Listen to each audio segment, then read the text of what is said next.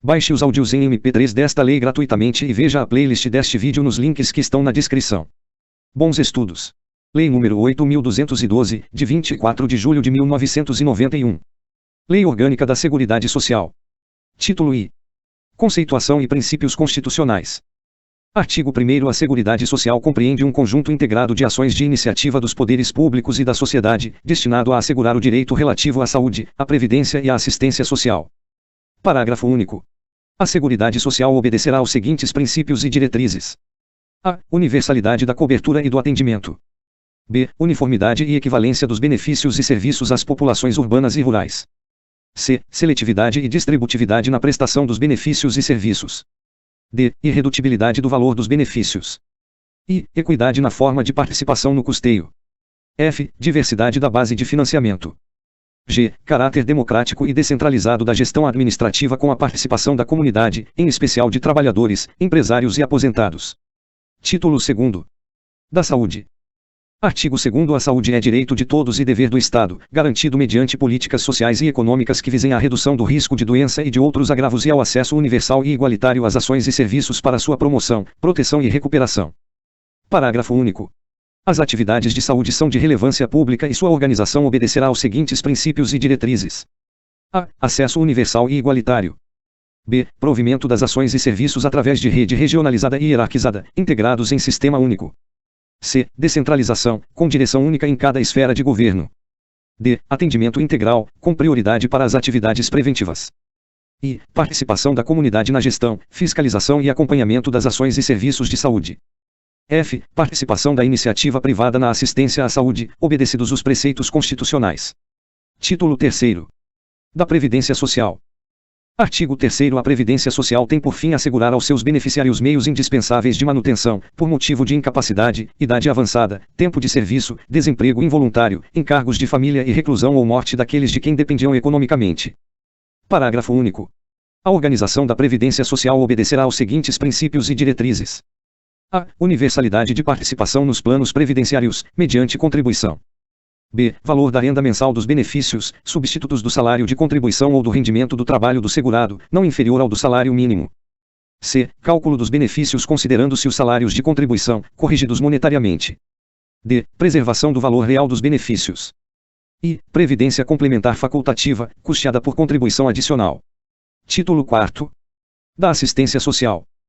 Artigo 4º. A assistência social é a política social que provê o atendimento das necessidades básicas, traduzidas em proteção à família, à maternidade, à infância, à adolescência, à velhice e à pessoa portadora de deficiência, independentemente de contribuição à Seguridade Social.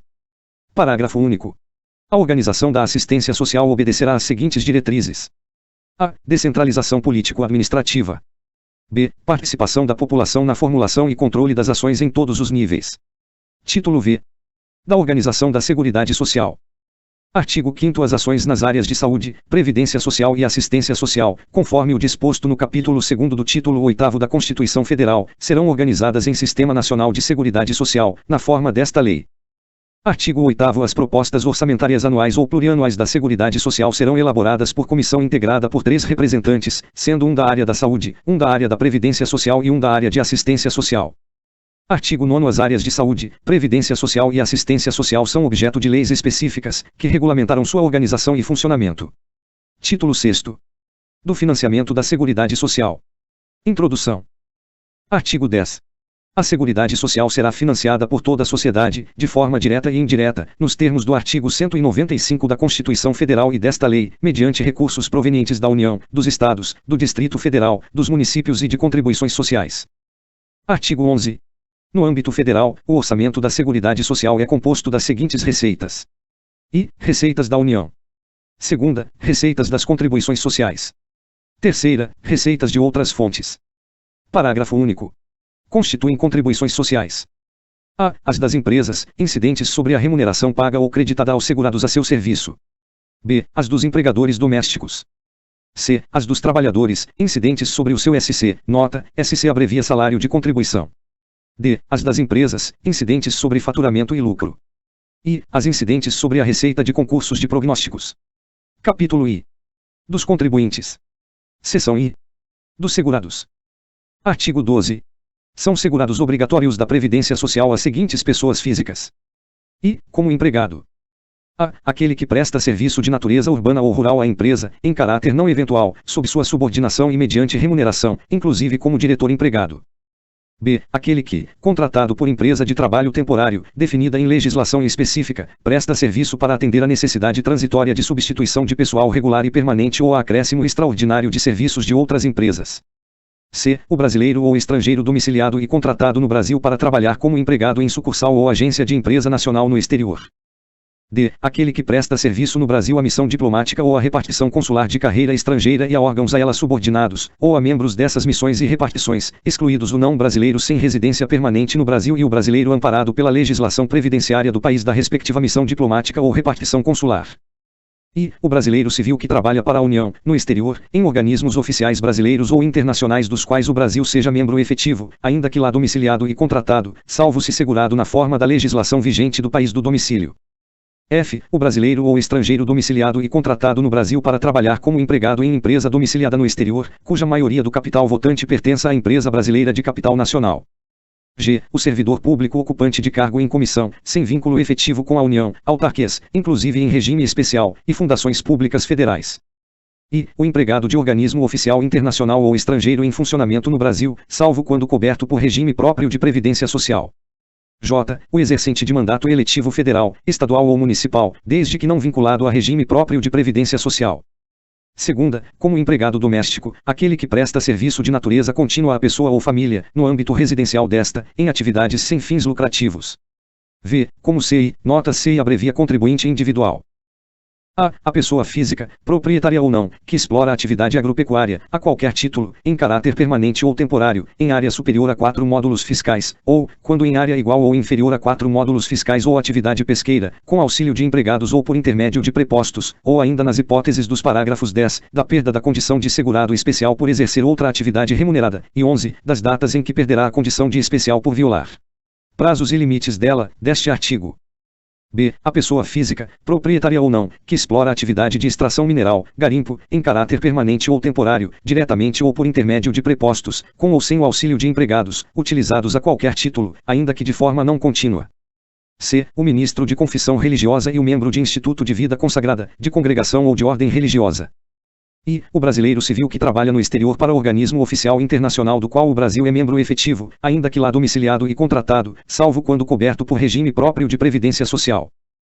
F. O titular de firma individual urbana ou rural, o diretor não empregado e o membro de conselho de administração de sociedade anônima, o sócio solidário, o sócio de indústria, o sócio gerente e o sócio cotista que recebam remuneração decorrente de seu trabalho em empresa urbana ou rural, e o associado eleito para cargo de direção em cooperativa, associação ou entidade de qualquer natureza ou finalidade, bem como o síndico ou administrador eleito para exercer atividade de direção condominial. Desde que recebam remuneração. G. Quem presta serviço de natureza urbana ou rural, em caráter eventual, a uma ou mais empresas, sem relação de emprego.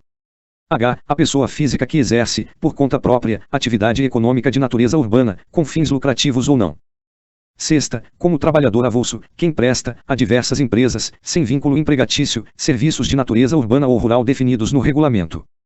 Sétima, como segurado especial, a pessoa física residente no imóvel rural ou em aglomerado urbano ou rural próximo a ele que, individualmente ou em regime de economia familiar, ainda que com o auxílio eventual de terceiros a título de mútua colaboração, na condição de a. Produtor, seja proprietário, usufrutuário, possuidor, assentado, parceiro ou meeiro outorgados, comodatário ou arrendatário rurais, que explore a atividade 1. Agropecuária em área de até 4 módulos fiscais, ou 2. De seringueiro ou extrativista vegetal que exerça suas atividades de modo sustentável, e faça dessas atividades o principal meio de vida.